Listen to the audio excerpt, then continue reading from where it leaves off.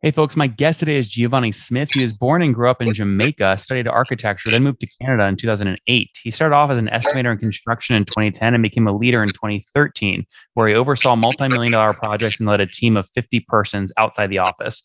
During his career, he always tried different ventures to learn and grow. Today, he's building Subscribe, that's skryb.com on the end, to help folks understand subscription vehicles as a service in that space. Giovanni, you ready to take us to the top? Yes, sir. All right. So first off, subscription vehicle as a service, what does that mean?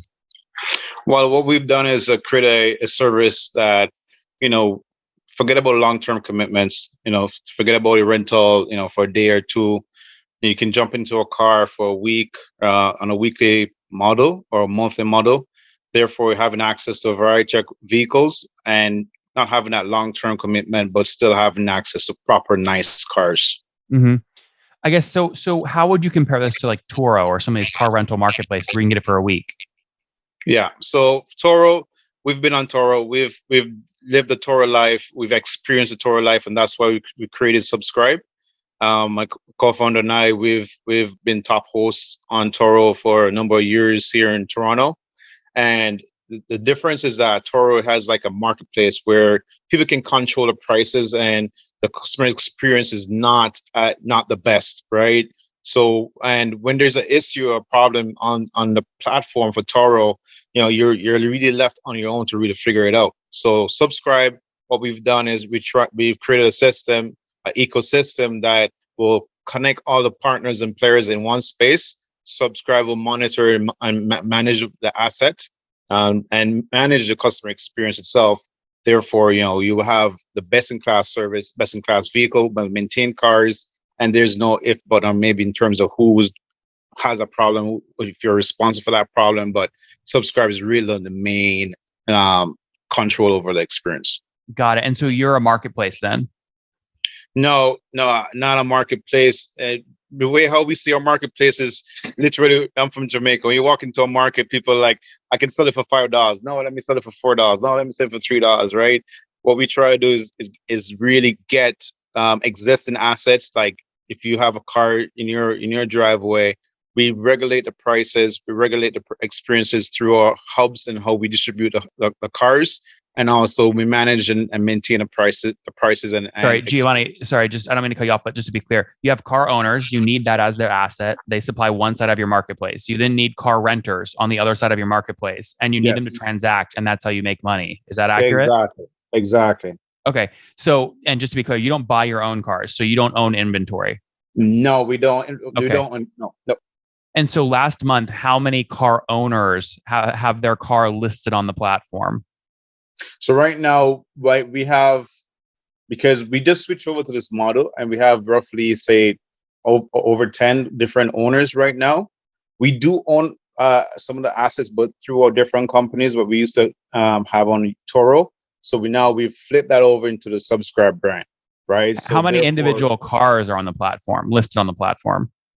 So right now we have over 30 cars right now, and we're growing. So right now, we just own based in Toronto right now. So 30 cars across 10 owners, only available right now in Toronto. Yeah. Okay, this is great. And last month, so in April, how many car renters rented at least one car in the month?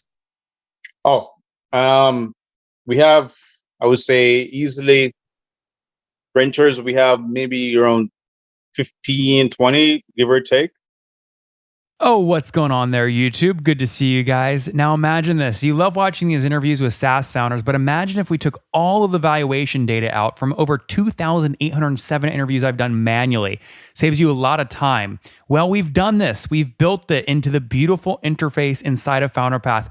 Check this out. I'll show you how you can access this in a second, but you log in, you connect your Stripe account, you see your valuation real time, you can see what it changed over the past 88 days, and even set goals for valuation this year. Now, the secret to valuation is there's many different ways to value a SaaS business. So the reason you're going to see 3 or 4 different valuations inside of your FounderPath dashboard, this is all free by the way, is because depending on who's doing the buying of your SaaS company, you're going to get a different valuation. A VC is going to pay a different valuation. Private equity firm is different. If you're going to do a minority sale, that's different. And if you sell the whole business, that's a different valuation. You can see all those when I hover over here. Right, so the teal is what a VC would pay, yellow is what private equity, and red is if you sold the whole thing outright. Now, what's cool about this is not built off random data. Again, you guys hear these interviews on YouTube. All these data are built from real-time valuation data points founders share with us on the show. So traction, 1.2 million, seed round, 3.7 raise, they sold 22% of their business. Go in here and filter by the event. Maybe you only want to see companies that have sold the whole business. Well, here are a bunch that have been acquired, the valuation and the multiple. Maybe you're going out right now and you're raising your seed round. Well, go in here and look at all this recent seed deals that went down, what they raised, what valuation they raised at, and what percent that they sold. There's never been a larger data set of SaaS valuations than what you can get now inside of FounderPath, and we're thrilled to bring it to you. All right, we're going to go back to the YouTube video here in a second, but if you want to check this tool out, if you want to jump in and sign up, you can check it out for free to get your valuation at this link, founderpath.com/products/valuations. Or if you go to founderpath.com and hover over products, click on get your valuation here and go ahead and sign up to give it a whirl. Again, all that valuation data live right inside the platform. I hope to see you there. All right, let's jump back into the interview. Okay, so 20 rented last month. And now that we know both sides of the marketplace, help us understand how you make money. Yeah. So we make money by taking a piece of the pie, right? And we offer the coverage in terms of insurance, and we take a piece of the transaction, and that's how we actually make money. What's the revenue breakdown between insurance and your take rate? Is it 50-50? No. So insurance, it differs, right? It depends on the person who's renting the car. So therefore, if you have a certain age bracket experience, then it depends on the premium will go up accordingly or it goes down, right? So, but that will determine exactly how we take up. Giovanni, I understand that, but if you look at your total revenue that you actually generated in April and just look at what was insurance versus take rates, what was the revenue split? I would say more maybe 25% or so. 25% was insurance. Insurance takes about 25% or so.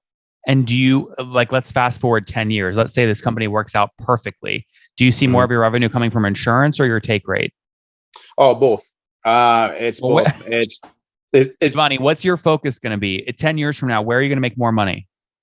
Not on insurance.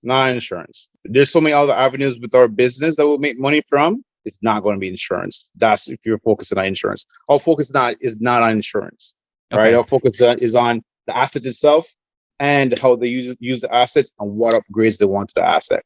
So Subscribe is way more than just the insurance. And of the 20 car renters that rented at least one car last month, what's the average ticket value? Is it $100, $1,000, $5,000? Well, with our model, right? It depends on the car. I'll give you your average rate. Just think about a per day can goes between 120 to 150 a day, right? And how many days are people usually renting for? Minimum 3 to 4 days right now. We're trying to push them to the weekly model, whereas therefore they can get a break on the price. So that's how we kind of gauge it right now. Okay, so 3 days at 150 per day is almost $500. So let's say that the average renter is paying you $500 to get a car through your platform. What percent or how much of the 500 will you take? Yeah, we take roughly between 20 to 30%, give or take. Depends on the situation. And it depends on what you negotiated with the car owner. Exactly, it depends on how that particular car and then the car owner and situation. It ranges, but that's on average. Okay. So if you have a $500 value, you take 20%, you're making $100 basically per renter. Yeah, give or take. And 20 renters last month, that would mean you did about $2,000 in revenue last month. Is that right? Yeah, give or take. So how do you scale? What's harder to scale, the renters or the car owners? Right. It's a car. So right now, what we're doing is getting more. We need more supply, 100%. And as I don't know if you're aware, but more of the OEMs, they're trying to get into the subscription model. The car dealerships are trying to get into the subscription model. and we're trying to leverage that, right, in terms of getting more assets on our platform. So utilizing those assets that we can get more products on our platform. But Therefore, we how, can. Giovanni? What's the playbook? How do you convince other car owners to put their car on the platform? Well, what we do is we show them potential and earnings, right? That's one way, and also we show them in terms of the ease of use of our technology and how subscriber make their lives better in terms of giving us the asset, we manage the asset, sit back and leave it up to us for a period of time for us to manage and market the asset.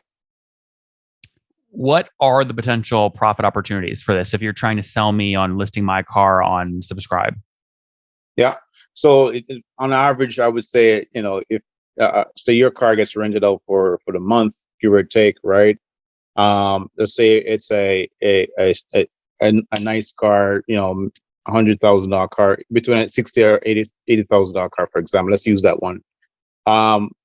We see that you could actually get between $2,000 to $3,000, give or take, for that month for that car, right? Mm-hmm. Depends on the customer, the time of year.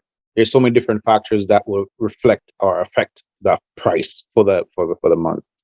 But let's say I'm listing my car on the platform, right? Obviously, and I'm saying, hey, what does a pro forma look like for a year? You're going to say, okay, well, of 365 days, we think we can rent it this percent, right? And then of those percent of days you think you can get it rented, then it's going to be at this price per day on average, right? So what's the percent for a year? How many days do you think you could rent a car if the car is on your platform? 70% of the time. That's what you quote. Okay. Yeah. Do you guarantee that? Yeah, 70% of the time we think we will be able to have the car out rented, right? You guarantee that? Yeah, because based on, unless we don't have COVID. If COVID doesn't hit, then we can pretty much guarantee that, because just based on our experience for the past 6 to 7 years, our car has been. Giovanni, my question is: will you, if a founder commits to giving their luxurious car to you for a year, will you commit to booking 255 paid days with that car? Well, it's a challenge. That's our challenge, and that's based on data. We'll say yes. This is what the expectations are. I don't want to say 100%, but nothing's 100%, right?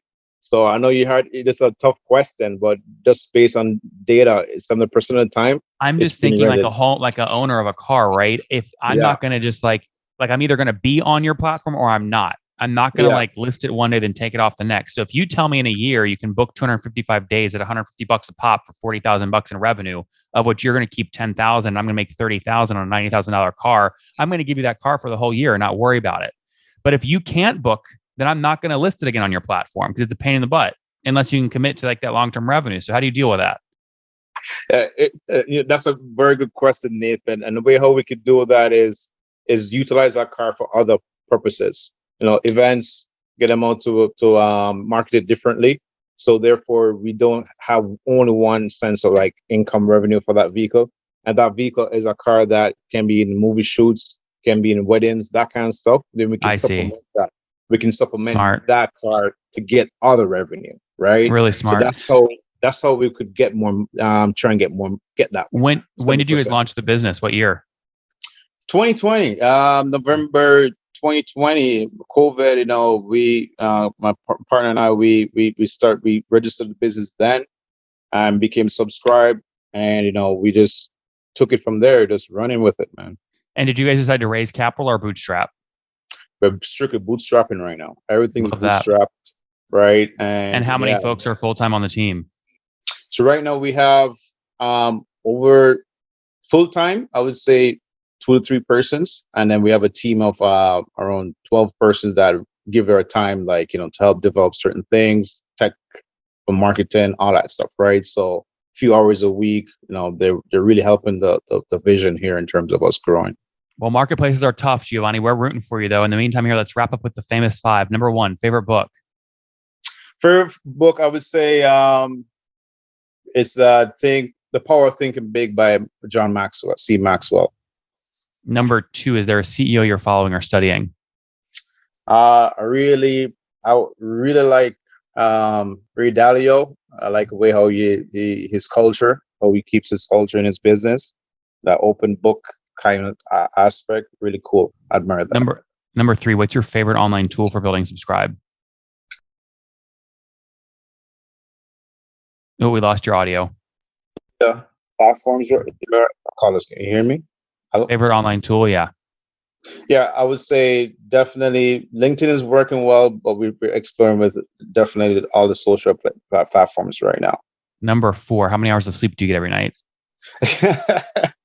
Maybe 3 to 4. I hope my wife is not hearing this. Maybe 3 to 4, sometimes 4 hours. All On right. a good night, 6 hours. Yeah. Married and any kids or no? Yes, I'm married, 3 children, young. 3 kids. 9, Busy guy. 6. How old are you? 38, man. 38. Last question. Something you wish you knew when you were 20. Oh man. Whoa. Maybe traveled earlier. Maybe got married earlier to get the kids out of the way, that kind of stuff. But yeah.